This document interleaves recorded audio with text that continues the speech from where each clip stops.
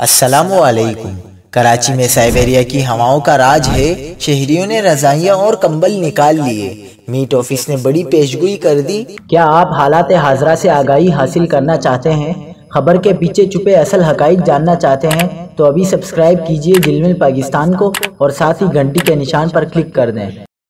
آپ کو بتاتے چلیں کہ محکمہ موسمیات نے پیشگوئی کی ہے کہ آئندہ 2 روز میں سردی میں اضافہ ہوگا۔ کراچی میں گزشتہ چند روز سے سردی کی شدت میں بتدریج اضافہ ہو رہا ہے۔ محکمہ موسمیات کے مطابق سائبیریا کی ہواؤں کے اثرات کے باعث سردی شدید ہو گئی ہے۔ رات بھر خنکی کے باعث سردی کی شدت میں اضافہ ہو گیا۔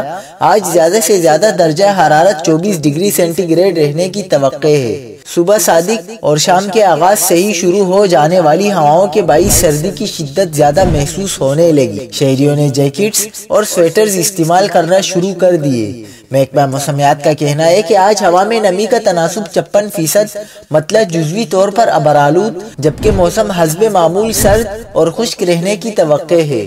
آئندہ 2 روز میں مسلسل چلنے والی ہواؤں کے باعث سردی کی شدت میں اضافے کا خدشہ ہے۔